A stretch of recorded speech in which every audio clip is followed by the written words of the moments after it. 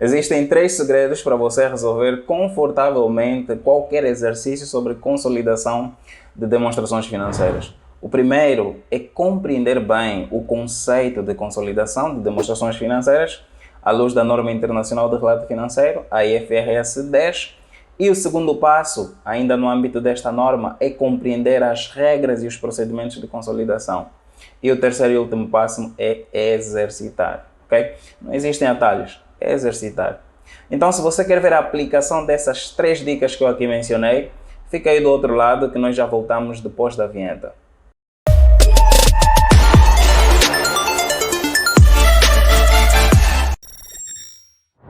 Olá, seja muito bem-vindo a essa aula. Eu sou o Tariq Munjanga, sou contabilista, certificado pela OCPSA e muito obrigado pela sua audiência. Faltam poucos dias para o exame, estamos também preocupados, estamos na expectativa e vamos reforçar então aqui as bases, okay, sobre demonstrações financeiras consolidadas à luz da IFRS 10, que é a norma internacional de relato financeiro, e também a NCRF 15, que fala sobre investimentos em subsidiárias e consolidação. Não é possível você sair bem em qualquer caso de consolidação se você ainda não compreendeu o conceito de consolidação. Conceito não é só entender o que é consolidação, tem muitas coisas na definição que você precisa perceber e nós vamos explicar aqui nessa aula. Também você precisa conhecer os procedimentos de consolidação. E vamos resolver aqui casos práticos sobre consolidação. Vamos resolver os exercícios que já saíram sobre consolidação nos exames da OCPSA. Muito bem, então sem mais delongas, vamos ver o conceito de consolidação na norma internacional de relato financeiro, a IFRS 15, a 10. Veja o que é que fala aqui no apêndice A, tem todas as definições, define o que são demonstrações financeiras consolidadas. Vamos ler a definição? Diz aí. Demonstrações financeiras consolidadas são as demonstrações financeiras de um grupo em que os ativos, passivos, capital próprio, receita, gastos e fluxos de caixa da empresa mãe e das suas subsidiárias são apresentados como os de uma única entidade econômica. Então você pegou o ponto. Uma demonstração financeira consolidada é aquela que apresenta os resultados de um grupo como se fosse de uma única entidade. Porque assim, existem as demonstrações financeiras individuais que todas as empresas devem preparar, mas a empresa-mãe, aquelas empresas denominadas empresa-mãe, okay, caracterizadas como empresa-mãe, elas, além da demonstração financeira individual, à luz dessa norma, elas têm a obrigação de apresentar uma segunda demonstração financeira consolidada. Uma que vai apresentar não só os resultados individuais da empresa, mas também de todas as suas subsidiárias, que são as empresas que ela controla. Então, você precisa entender o que é uma empresa subsidiária. Uma empresa subsidiária é uma empresa controlada por uma outra empresa. E uma empresa-mãe é uma empresa que controla outras empresas. Então, estás a ver? Aqui, o grupo que essa norma fala é composto por empresa-mãe e subsidiárias. Ou seja, é um grupo onde existe controlo. Porque o grupo está organizado da seguinte forma. Tem a empresa-mãe e tem as suas subsidiárias. A empresa-mãe controla as suas subsidiárias. É isso que nós entendemos como grupo. Então, a consolidação de demonstrações financeiras não é obrigatório para todo tipo de investimentos, não. É só para empresa-mãe e subsidiárias. Por quê? Por causa do controlo. A condição necessária para a consolidação é o controlo. Quer dizer que nos exames você precisa saber se existe controlo ou não entre uma empresa e outra. Porque se não existe controlo, não existe obrigatoriedade de consolidar. Então, quando o exercício diz que uma empresa é subsidiada da outra, já sabemos que existe controlo, né? Quando o exercício diz que, olha, a empresa-mãe tem a empresa-mãe e a subsidiária, nós já sabemos que existe controle.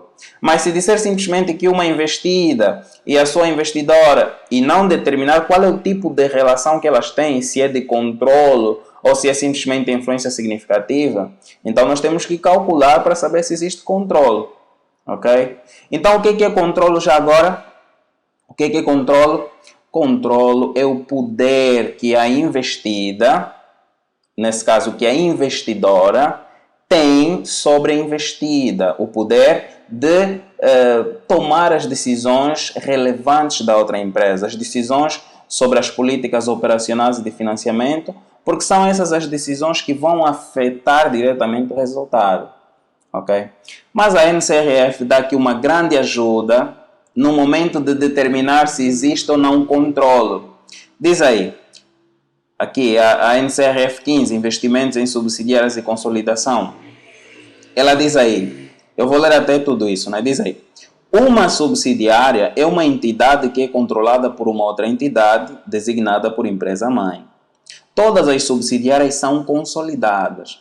Controlo é o poder de gerir as políticas financeiras e operacionais de uma entidade ou de uma atividade econômica a fim de obter benefícios da mesma. Agora está aqui o ponto, né? Como é que eu dou conta que existe controlo? Como é que eu dou conta? Veja, presume-se que existe controlo quando o investidor detém mais de 50% do poder de voto da investida. Ok? Presume-se que existe controle quando o investidor detém mais de 50% do poder de voto da investida. Porém, é mesmo apenas uma presunção, né? Porque pode acontecer que no exercício uma empresa detenha mais de 50% de participação na outra, mas ainda assim não tenha controle. Por quê? Porque o controle pode também existir quando menos de 50% do poder de voto da investida é detido e a empresa-mãe tem poder de controle através, por exemplo, do Conselho de Administração. Então, quem vai determinar se existe controle ou não? Em primeiro lugar, no exercício da ordem, quem vai determinar se tem controle ou não é o próprio examinador. Se o examinador disser que tem controle e você calcular e ver que a empresa, por exemplo, tem menos de 50% de participação, não duvide, tem controle, porque ele disse que tem controle. O controle não vem só através da participação. Mas se não houver nenhuma informação extra, ok? E ficar evidente que essa empresa tem mais de 50% de participação na outra, é claro que tem controle, tá bom? Então vamos lá ver se você percebeu isso. Vamos lá ver se você percebeu isso. Suponhamos o seguinte, a empresa A, ok? Ela é uma investidora, ela investiu na empresa B, na empresa C e na empresa D. A empresa A, que é investidora, ela investiu na empresa B, não é? 70%, ou seja, ela tem 70% de participação no capital de voto da empresa B. Sendo assim, ela tem controle ou não sobre a empresa B? A empresa A tem controle ou não da empresa B? Controla ou não a empresa B? Controla. Por quê? Porque tem mais de 50% de participação. Então, ela tem controle. Então, quando uma empresa controla a outra, ela chama-se empresa-mãe. A empresa A é uma empresa-mãe. E a empresa B é subsidiária da empresa A. Subsidiária, tem vários nomes. Ela pode ser subsidiária, pode ser controlada, filial, tem vários nomes, né? Mas assim, nós vamos entender aqui como subsidiária ou controlada. E a empresa A é controladora ou empresa-mãe. A empresa A também investiu na empresa D, onde ela tem 55% dos direitos de voto, né? Ela tem 55% de participação no capital de voto da empresa D. Também aqui tem controle, Porém, a empresa D também é uma subsidiária da empresa A. A empresa A, com relação à empresa C, ela tem 25% do capital da empresa C. Tem controle também? Não, não tem controle. Mas por ter 25%, ela tem influência significativa. Porém, a empresa C não é uma subsidiária da empresa A, mas é uma associada. Mas agora, onde é que vai haver consolidação? Quando é que se deve consolidar aqui no caso? Vamos consolidar os resultados da empresa A, B e D ou com a empresa C? Nós vimos que a consolidação é para a empresa-mãe e subsidiária. Porque a condição da consolidação é o controle. Aqui não tem controle, não é? aqui só tem influência significativa entre a empresa A e C. Logo aqui não há consolidação. A consolidação está onde? Entre a empresa B, D e A. Portanto, nós vamos aqui entender que aqui vamos ter que consolidar essas três empresas. Perfeito. Então, vamos agora passar para os procedimentos de consolidação. Nós vamos aqui mencionar os procedimentos, dois procedimentos de consolidação, que são os necessários para resolvermos os exercícios que vamos ver agora. Okay? Existem vários procedimentos, né? Na verdade existem vários, mas não vou abordar nessa aula. Estão aqui os procedimentos, somar, eliminar, separar. Mas vamos só abordar esses dois, somar e eliminar, e o outro vamos ver quando estivermos a abordar consolidação de balanços.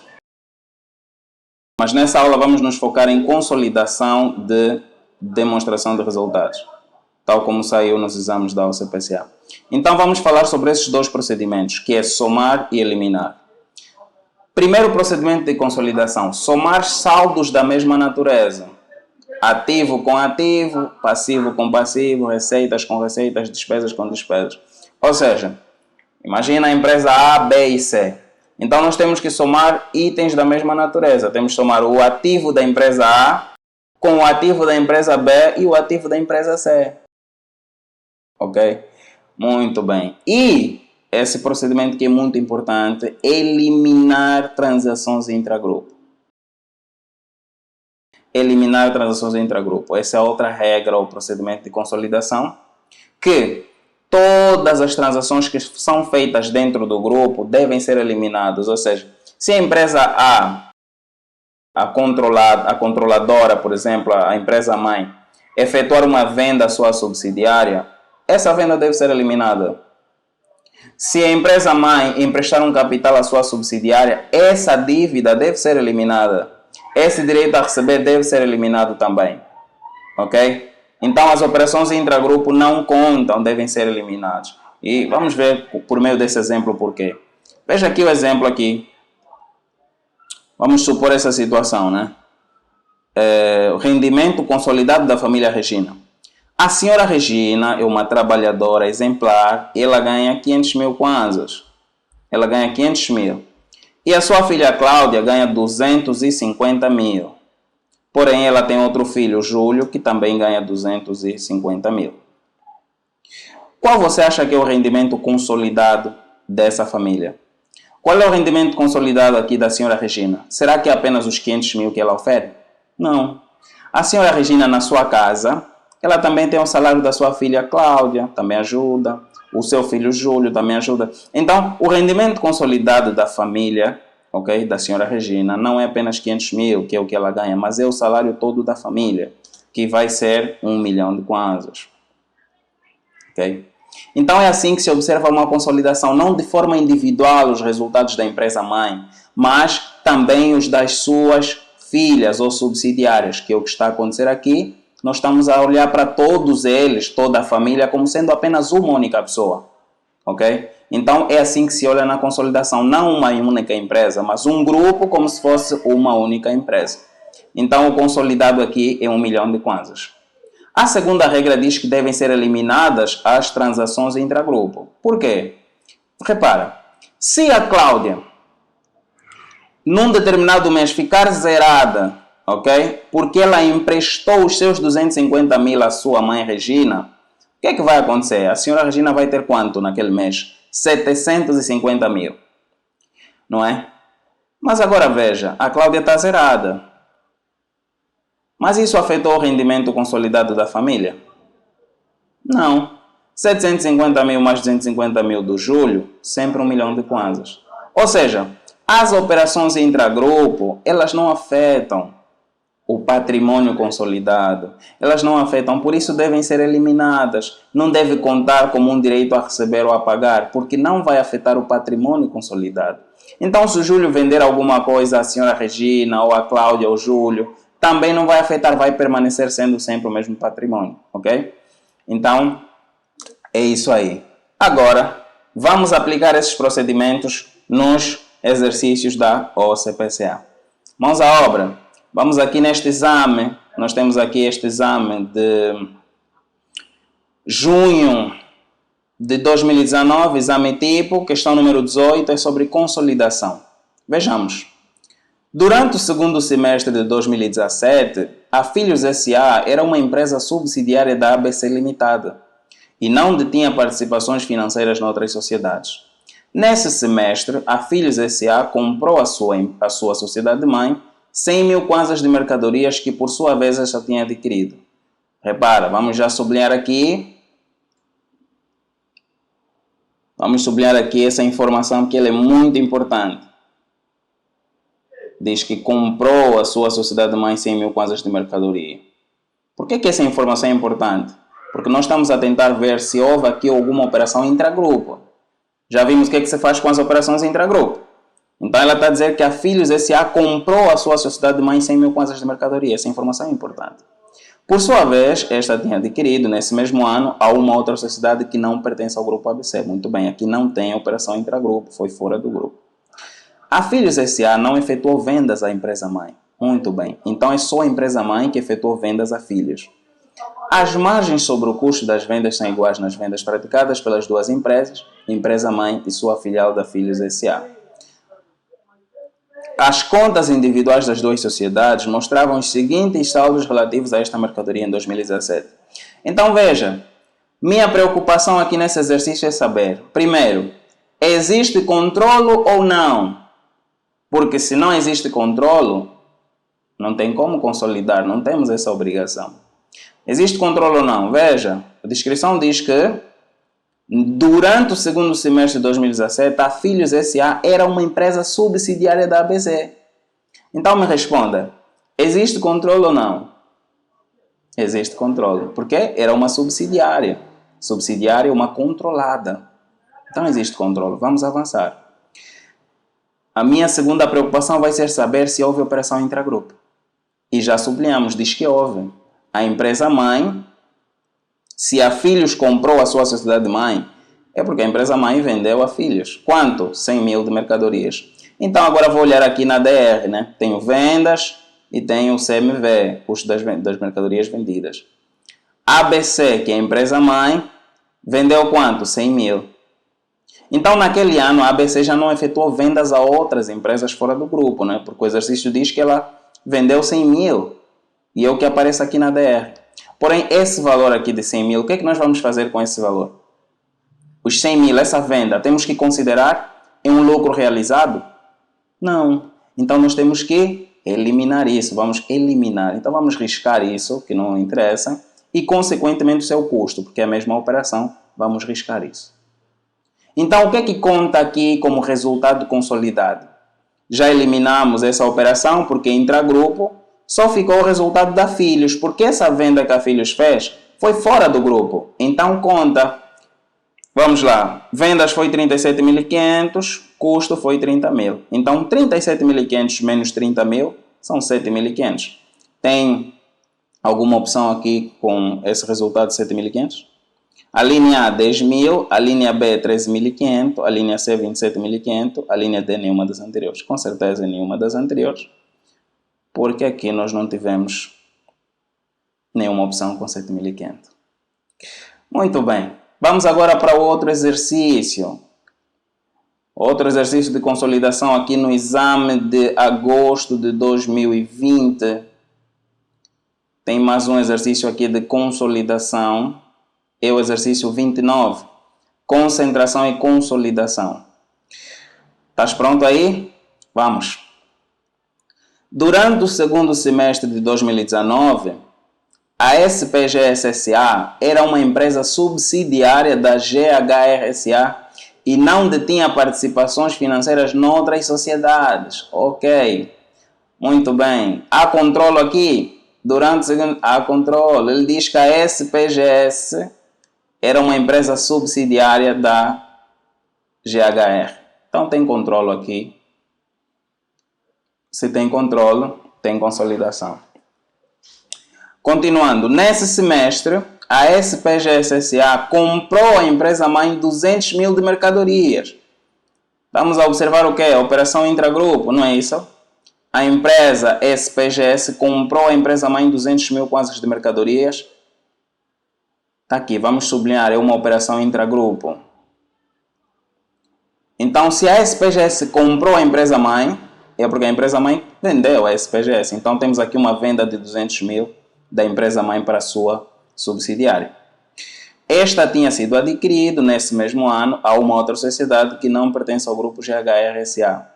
A SPGS-SA não efetuou vendas à empresa-mãe. Ok, já não temos operação intragrupo, somente esta.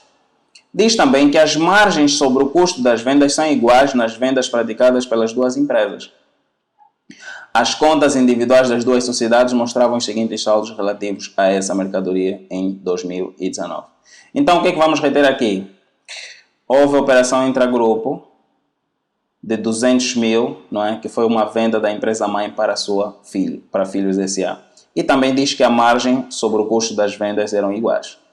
Nós podemos confirmar isso, se as margens sobre as vendas eram realmente iguais. Então vamos a isso. Aquilo está mais ou menos assim, né? A GHR-SA vendeu, não é, 400 mil, que é a empresa-mãe, e nós vimos que essa empresa-mãe, ela efetuou vendas de 200 mil à empresa SPGS, que é a sua subsidiária. Então, desses 400 mil que ela vendeu, 200 mil devem ser eliminados, não é isso? Porque foi uma operação dentro do grupo. Então, vamos aqui subtrair os 200 mil. Isso vai dar quanto? 200 mil. Então, vamos aqui o resultado já consolidado, são 200 mil. Porém, o exercício diz que a margem sobre as vendas eram iguais, não é isso? Eram iguais. Nós podemos confirmar isso. Repara, 200 mil a dividir por 400 mil vai dar quanto? 0,5, que é 50%. 200 mil é 50% de 400 mil. Então, a margem é 50%. Se eram iguais nas duas, é só a gente ver, né? 75 mil é o custo, 150 mil é a venda. Então, 75 mil a dividir por 150 também vai dar 50%, que é a margem do custo sobre as vendas. Então, vai ser a mesma coisa. Quer dizer que da venda que sobrou, que foi fora do grupo, 50% é o custo. 50% é de 200 mil. 100 mil kwanzas. Está aqui o custo. Perfeito. Aqui, a SPGS não efetuou vendas à empresa-mãe, logo, toda a sua venda, por ter sido fora do grupo, nós vamos contar, vamos consolidar isso. Ok? Então vamos lá, quanto é que isso vai dar? 200 mil menos 100 vai dar 100 mil. E 150 mil menos 75 vai dar 75 mil. Então qual é o resultado consolidado aqui da empresa GHR? Qual é? É 175 mil. 175 mil. Ok? Então, assim nós resolvemos os 12 exercícios sobre consolidação de demonstrações de resultados que já saíram aqui nos exames da UCPSA. Okay? Então, se você gostou dessa resolução, se essa aula fez sentido para você, deixa um like, deixa um comentário. Isso é importante para que o YouTube perceba que esse canal agrega valor às pessoas. E vemo-nos na próxima aula. Muito obrigado.